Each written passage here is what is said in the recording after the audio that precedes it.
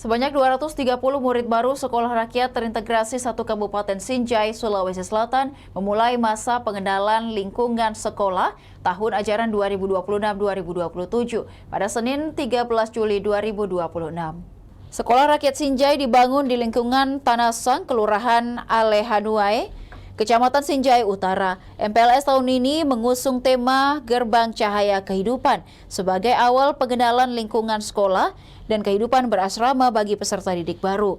Murid baru datang didampingi orang tua masing-masing pada hari pertama pelaksanaan MPLS.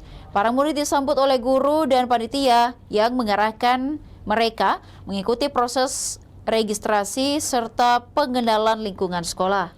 Kemudian mereka berkumpul di gedung bagian selatan sekolah sebelum mengikuti rangkaian kegiatan yang telah dijadwalkan pihak sekolah. Meski masih dalam situasi adaptasi, para murid tampak bersemangat mengikuti seluruh rangkaian kegiatan pada hari pertama pelaksanaan MPLS. Kepala Sekolah Rakyat Terintegrasi 1 Kabupaten Sinjai, Rahmat Suryanto, mengatakan MPLS dilaksanakan sesuai jadwal mulai 13 hingga 31 Juli 2026. Sebanyak 230 murid baru mengikuti kegiatan hari pertama, sedangkan peserta didik dari sekolah rintisan dijadwalkan bergabung pada 31 Juli 2026.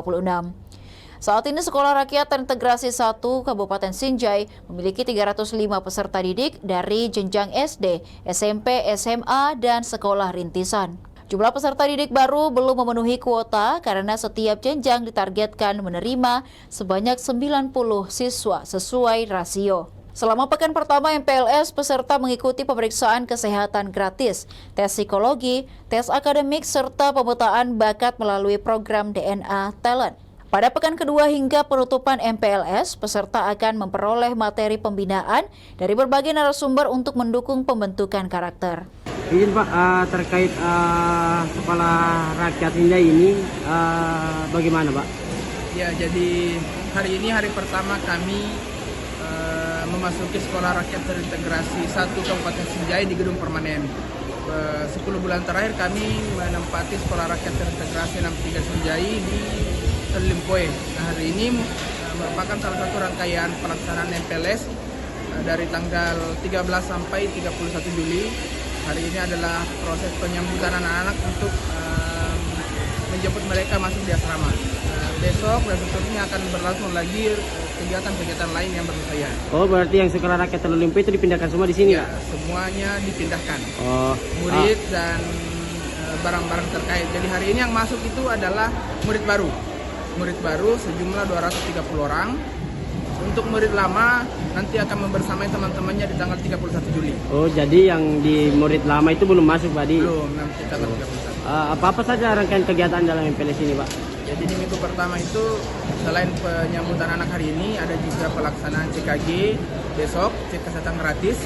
Kemudian ada tes akademik, khusus minggu ini CKG, tes akademik, DNA Talent, dan tes psikologi. Minggu depan akan berlangsung materi-materi sampai tanggal 31. Kalau para murid dan atau siswa sendiri Pak itu langsung diasramakan ya Pak? Ya, jadi anak-anak murid baru masuk hari ini langsung diasramakan. Oh, proses pembangunan asrama itu sudah selesai Pak ya? Jadi sementara kami beraktivitas di sini, beberapa memang gedung yang sudah diprioritaskan untuk dimanfaatkan secara fungsional untuk menampung khusus murid baru.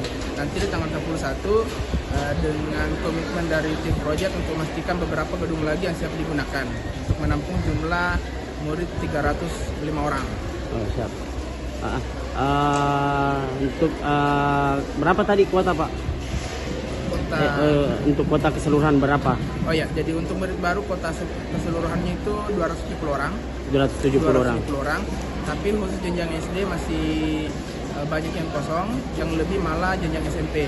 SMA-nya terpenuhi 3 rombel. Kalau jenjang SD sudah berapa orang siswa baru Pak? Jenjang SD itu hanya terpenuhi 1 rombel. Satu rombel itu 30-an orang. 30 orang sudah masuk. Jenjang SMP-nya malah lebih, jadi ada kuota SD yang dipindahkan ke SMP untuk memenuhi kuota SMP-nya. Ini saya lihat Pak, dalam proses MPLS ini itu sudah diberikan makanan Pak. Ini makanan yang diberikan ini dari program MBG atau memang? Jadi Sekolah Rakyat itu tidak menerima program MBG. Jadi sampai sebenarnya Sekolah Rakyat itu konsepnya adalah masak sendiri. Cuman dengan berbagai keterbatasan, apalagi kami masih memulai, masih memanfaatkan jasa catering. Jadi anak-anak itu makan makanan yang dibawa oleh catering. Kami kerjasama dengan pihak catering. Harapannya Pak? Ya, dengan keberadaan anak-anak saat ini, kami berharap bahwa program pemerintah, khususnya program Sekolah Rakyat yang merupakan program prioritas Presiden ini betul-betul menjadi wujud nyata bagaimana kemiskinan dapat diputuskan melalui jalur pendidikan. Jadi kami membersamai anak-anak istimewa ini membuat mereka bisa menjadi lebih baik, dapat berdiri di atas kakinya sendiri. Demikian Tribun Timur Hot News kali ini. Saksikan berita menarik lainnya hanya di kanal YouTube dan Facebook Tribun Timur. Download Tribun X sekarang, menghadirkan lokal menjadi Indonesia.